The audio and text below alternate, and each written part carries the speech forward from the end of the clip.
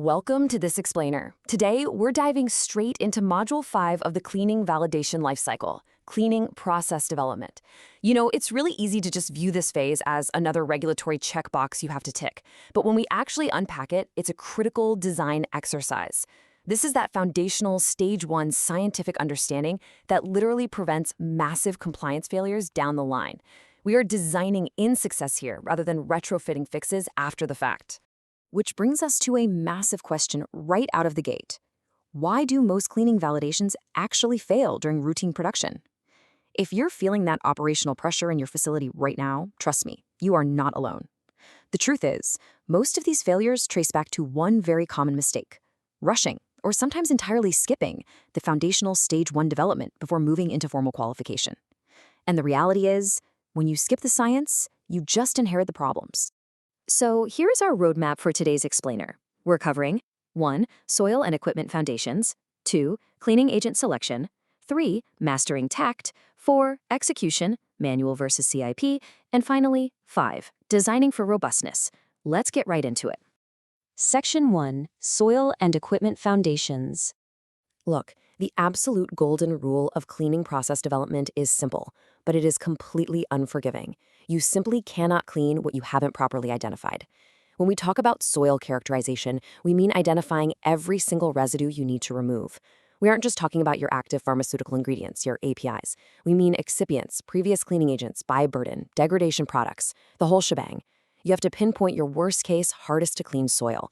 And a super crucial point here, we have to ground this process in actual production residues. You absolutely must account for real-world drying times and adhesion factors, because residues get so much harder to clean as they sit and dry. You just can't rely on idealized, theoretical laboratory assumptions. To really see what happens when you get this wrong, let's look at a real-world failure. So a tablet manufacturer developed their cleaning validation, but they only characterized their API residues. They totally ignored the excipients and process aids. Well, as you can probably guess, routine production later revealed all these unexpected residues from talc and magnesium stearate. This perfectly highlights how focusing solely on API residues is a massive blind spot. It leads directly to inspection findings, forced validation expansion, and ultimately a staggering amount of rework. Okay, so let's flip over to the equipment side of that foundation. Here's another cautionary tale. A manufacturer suddenly discovered unassessed vessel dead legs in their product contact piping, but they found them during the qualification phase. The result? Massive project timeline extensions, incredibly expensive equipment modifications, and huge cost overruns. This is exactly why equipment cleanability assessments are absolutely vital during the design qualification phase. You need to be looking closely at surface finish, materials, and complex geometries way before procurement, just to prevent these incredibly expensive surprises later on. Section 2. Cleaning agent selection. So how do we actually choose the right chemistry for the job? It boils down to a structured 4-step logic. Step 1, match the agent to the soil, like using alkaline detergents for organic residues or acids for mineral scale. Step 2, assess material compatibility, basically ensuring you don't accidentally destroy your own equipment. Step 3, evaluate operator safety, which is especially critical with volatile or corrosive agents. And Step 4, check your environmental and disposal requirements. What's really fascinating here is the underlying chemistry at play. Effective cleaning typically utilizes multiple mechanisms working together all at once, things like solubilization, saponification, and emulsification. Pure single mechanism cleaning is actually pretty rare in our industry. Let's look at what happens if you ignore Step 2. In this real failure, a contract manufacturer picked an aggressive alkaline agent simply because, well, it was incredibly effective at removing residue, but they completely skipped the compatibility assessment. Fast forward 18 months, and that agent severely degraded the gaskets across all of their equipment. We're talking massive downtime, a facility-wide gasket replacement nightmare, and they had to completely reformulate the cleaning agent anyway.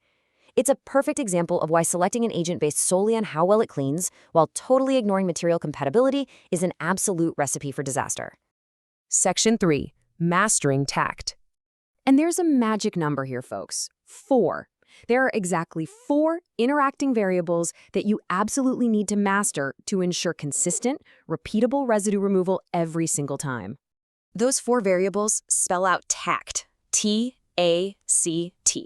Time, that's the contact duration needed for solubilization.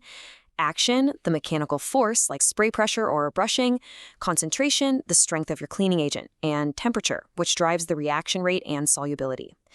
Tact basically serves as the universal dial board for your entire process. If you lower the temperature, you might need to increase the time or bump up the concentration. And the crucial point here is that optimizing these requires you to explore design species during development to find really robust operating ranges, rather than just testing a single set point in a lab and calling it a day. Section 4. Execution, manual versus CIP. When it comes to the actual execution, we're generally weighing manual cleaning against clean-in-place or CIP systems. Now, manual cleaning relies heavily on operator technique and the extreme detail of your procedures. CIP, on the other hand, provides consistency through programmed, monitored cycles. But here's the thing. While CIP relies heavily on validating stuff like complete spray coverage and total drainage, I have to point out that manual cleaning is actually the leading source of cleaning validation findings across the entire industry, and that is simply due to human variability. And here is exactly how that human variability comes back to bite you. A small-scale manufacturer used a manual cleaning SOP that literally just said, "Clean thoroughly until visually clean." I mean, really, it actually passed validation initially because they used a highly experienced operator. But during routine production, residue results were wildly variable. The real takeaway here is that if your organization relies on generic SOPs, you're pretty much setting yourself up for failure. Manual cleaning requires highly specific procedures, exact times, specific techniques, precise agent quantities, and it has to be coupled with strict structured operator qualification. But hey, don't think automated CIP systems are immune to development failures either. In this real-world scenario, a fully validated CIP system utterly failed to remove production residues during qualification. Why?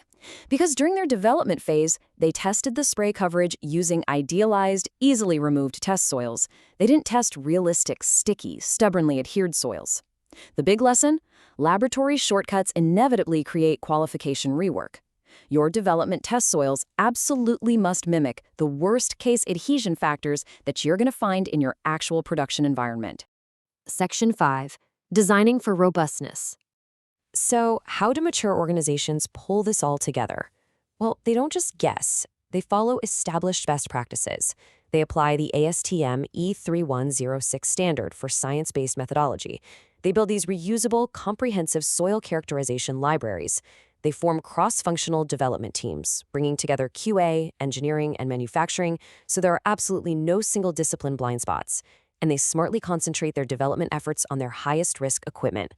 Doing this shifts an organization away from a generic, reactive approach toward a disciplined, risk-based methodology that truly signals operational excellence. I really want to draw your attention to this powerful quote: "Efficiency from rigor. Disciplined development is faster and more defensible than reactive development." Look, when you've got a new product launch and timelines are insanely tight, compressing that development phase might feel absolutely necessary, but rushing is a trap. Doing the hard, rigorous scientific work up front is a critical investment. That is exactly what eliminates that highly costly, timeline-destroying qualification rework later on.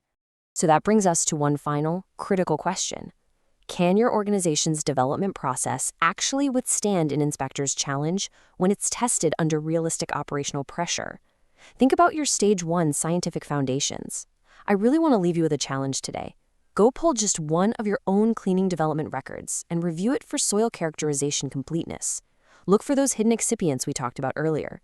Finding and fixing those gaps now, using these robust design principles, is the true secret to mastering cleaning validation. Thanks so much for joining me on this explainer, and get out there and start designing in that success.